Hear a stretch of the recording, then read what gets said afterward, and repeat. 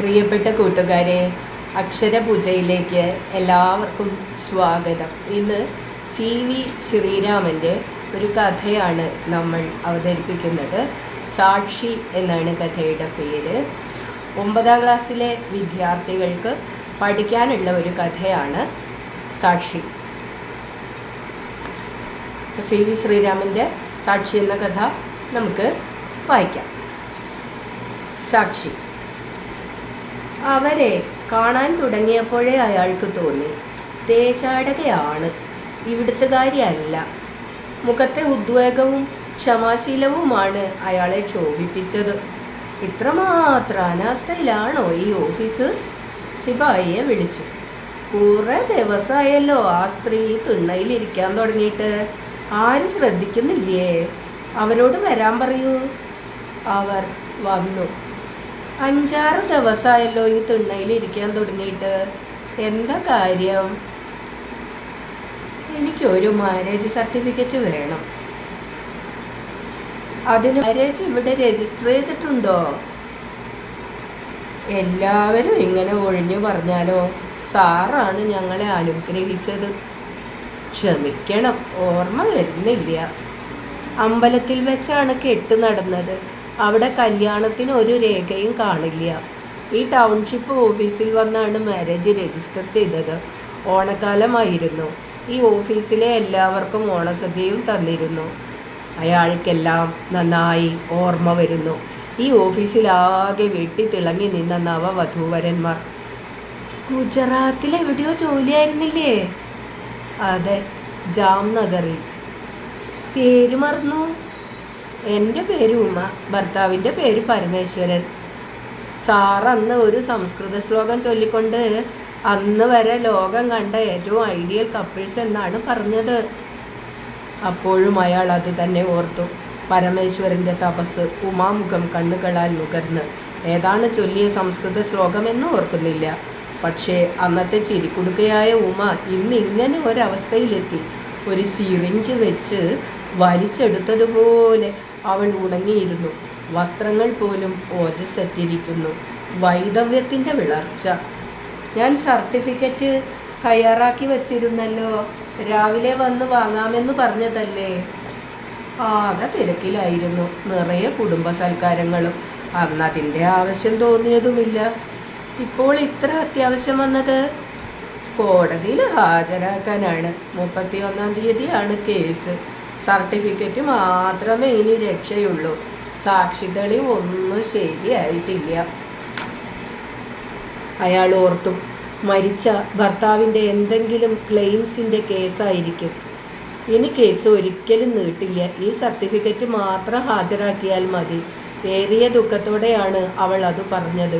ഇങ്ങനെ ഒരു കേസ് വരാൻ കാരണം മറ്റാരെങ്കിലും ക്ലെയിമൻസ് ഉണ്ടോ? ചോദിച്ചത് ഒട്ടും മനസ്സിലാകാതെ അവൾ മിഴിച്ചു നിന്നു. സാർ എൻ്റെ കാര്യങ്ങൾ ഒന്നും അറിഞ്ഞിരിക്കാൻ ഇടയില്ല. ഇത് മാട്രിമോണിയൽ കോടതിയിലെ കേസാണ്. കേസിൽ എൻ്റെ ഭർത്താവ് അവിടുത്തെ ഏറ്റവും വലിയ വക്കീലിനെ വെച്ച് വാദിക്കുന്നത്. ഞാൻ അയാളുടെ ഭാര്യയെ അല്ല. നിയമാനുസൃതം അങ്ങനെ ഒരു വിവാഹം നടന്നിട്ടുമില്ല.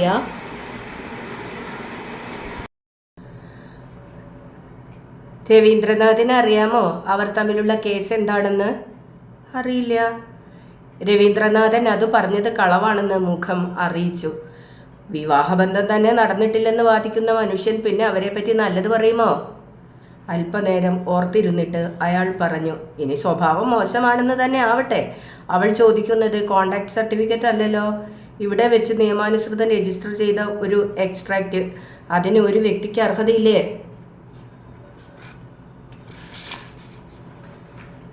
ഉണ്ട് സാർ, അത് കൊടുക്കണം സാർ. അതല്ലേ ഇത്ര പാടുപെട്ട് തിരഞ്ഞുകൊണ്ടിരിക്കുന്നത്.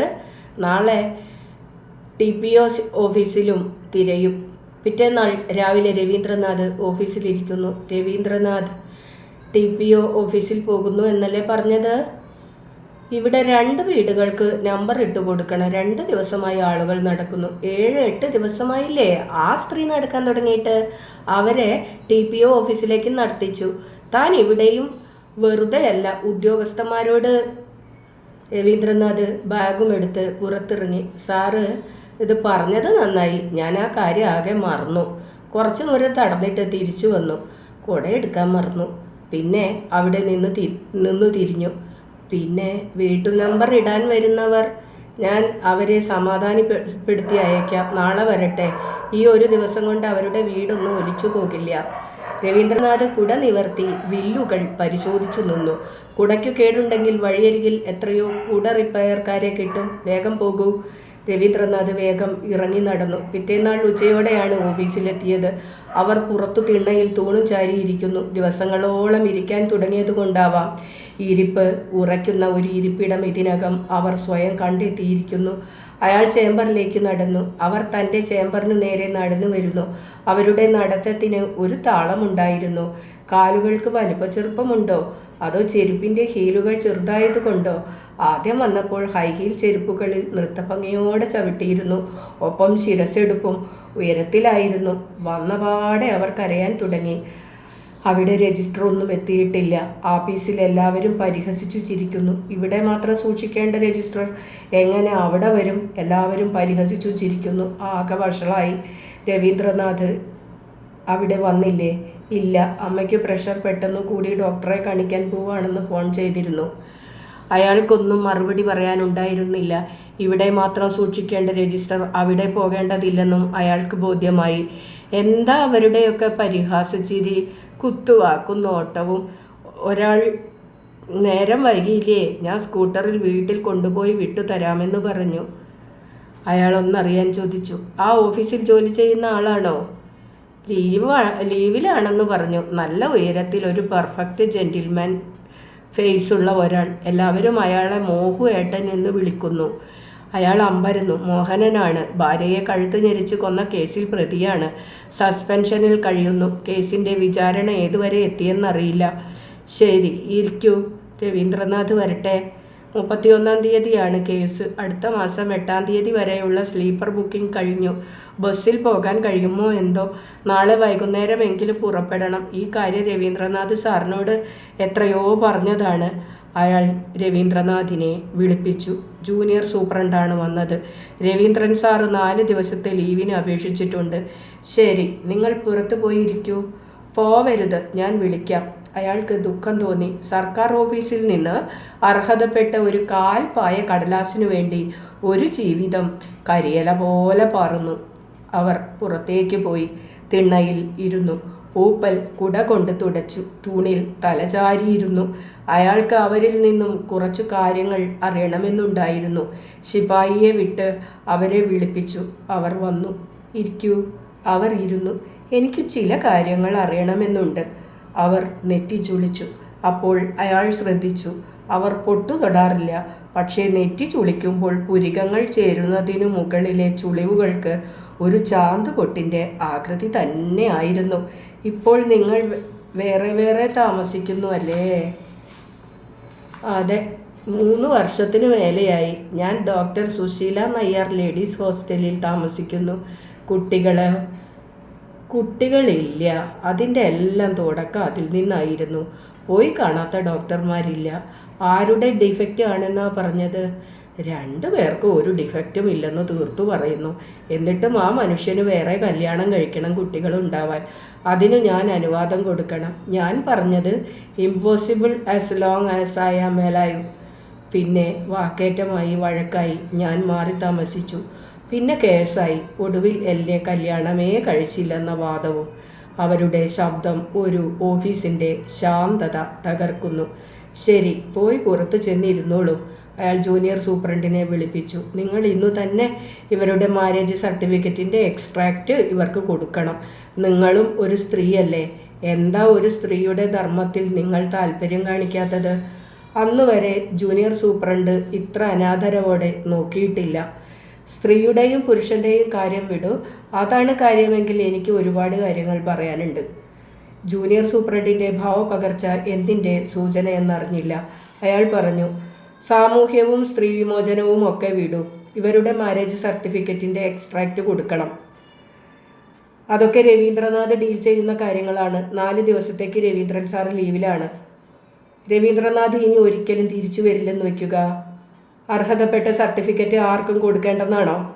ഈ ഓഫീസിലെ മുഴുവൻ സ്റ്റാഫ് ഒന്നിച്ച് തിരഞ്ഞാലും വേണ്ടില്ല, ഇന്ന് 4 മണിക്കകത്ത് അവർക്ക് അത് കൊടുത്തേ പറ്റൂ. എന്തോ ആ പതിഞ്ഞ ശബ്ദം പോലും ഓഫീസിൻ്റെ മേൽക്കൂര ഇളക്കിയെന്നു തോന്നുന്നു. എല്ലാവരും ഒന്നിച്ച് തെരച്ചിൽ ആരംഭിച്ചിരിക്കുന്നു. പൊടി മൂടിയ റാക്കുകളിലെ പൊടി പലരെയും ഇടതടവില്ലാതെ ചുമപ്പിച്ചു. ഡസ്റ്റ് അലർജി എന്നൊക്കെ പറഞ്ഞു ഒഴിയുന്നവർ പോലും ഭയന്നു. അയാൾ അവരെ വിളിച്ചു പറഞ്ഞു, എവിടെയെങ്കിലും പോകാനുണ്ടെങ്കിൽ പോയിട്ട് വന്നോളൂ. ഈ ഓഫീസ് ഒഴികെ ഈ ലോകത്തിൽ എനിക്ക് എവിടെ പോകാനാ? വേര് ഓടി ഉറച്ചതുപോലെ അവർ അനങ്ങാതിരുന്നു. ഉച്ചയ്ക്ക് ഭക്ഷണം കഴിക്കാൻ പോകുമ്പോഴും അയാൾ ശ്രദ്ധിച്ചു. അവർ ഒരാൾക്ക് തുറന്നുകൊണ്ട് വറുത്ത ചോളം തിന്നുന്നു. വളരെ യാന്ത്രികമായി, രുചിയോടെ ആയിരുന്നില്ല. അയാൾ ഊണ് കഴിച്ച് തിരിച്ചു വന്നപ്പോഴും അവരുടെ ചോളം അഴുക്ക് മൂടിയിരുന്നില്ല. ഓഫീസിലെ തെരച്ചിൽ പലരും ഒരനുഷ്ഠാനം പോലെ ശീലപ്പെടുത്തുന്നു.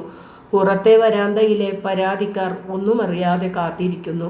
അവരുടെ പരാതിയിലെ തീർപ്പിനാണ് ആ ഓഫീസ് ഇളകി മറിയുന്നതെന്നു കരുതിയായിരിക്കാം. ജൂനിയർ സൂപ്രണ്ട് തൻ്റെ ചേംബറിലേക്ക് ഒരു രജിസ്റ്ററുമായി വായുവേഗത്തിൽ വന്നു. 90-91 രജിസ്റ്റർ കിട്ടിയിട്ടുണ്ട്. മുഴുവനായി നോക്കി. ഇവരുടെ മാരേജ് രജിസ്റ്റർ ചെയ്തതായി കാണുന്നില്ല. അയാൾ രജിസ്റ്റർ വാങ്ങി. ശ്വാസം അടക്കി പിടിച്ചുകൊണ്ട് രജിസ്റ്ററിൻ്റെ ഓരോ ഏടും മാറി മറിച്ചു. വീണ്ടും വീണ്ടും വെള്ളം തൊട്ട ഏടുകൾ എണ്ണിമറിച്ചു. കനത്ത ദുഃഖത്തോടെ ഒന്നറിഞ്ഞു. മൂകനായി അത് ഏറ്റുവാങ്ങി. അമർഷത്തിനും അർത്ഥം കാണാത്ത ഒരവസ്ഥയിൽ രജിസ്റ്ററിൽ 2 ഏടുകൾ മിസ്സിംഗ് ആയിരുന്നു. എല്ലാം പൂർണ്ണമായി ബോധ്യമായപ്പോൾ അയാൾ ശിപായിയെ വിട്ട് അവരെ വിളിപ്പിച്ചു. രജിസ്റ്റർ കിട്ടി, പക്ഷെ നിങ്ങളുടെ മാരേജ് രജിസ്റ്റർ ചെയ്തതായി ഈ രജിസ്റ്ററിൽ ഇല്ല. അവർ അയാളെ തന്നെ നോക്കി നിന്നു. തളയ്ക്കപ്പെട്ട മൃഗത്തിൻ്റെ വന്യമായ നോട്ടം.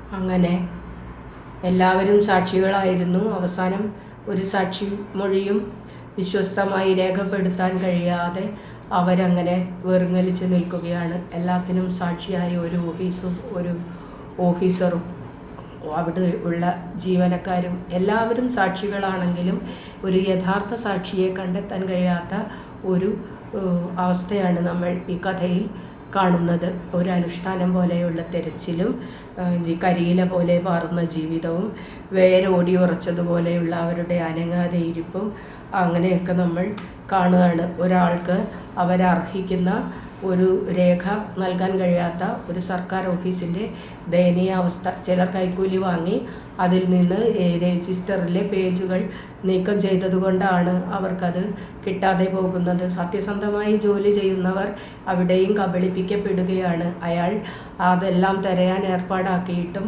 രജിസ്റ്റർ കണ്ടെടുത്തിട്ടും ഇത്ര കാലം ആ സ്ത്രീയെ ബുദ്ധിമുട്ടിച്ചിട്ടും ഒടുവിൽ അവർക്ക് കേൾക്കേണ്ടി വന്നത് അവരുടെ വിവാഹം ആ രജിസ്റ്ററിൽ ആ ഓഫീസിൽ രജിസ്റ്റർ ചെയ്തിട്ടില്ല എന്ന ഒരു ശബ്ദമാണ്.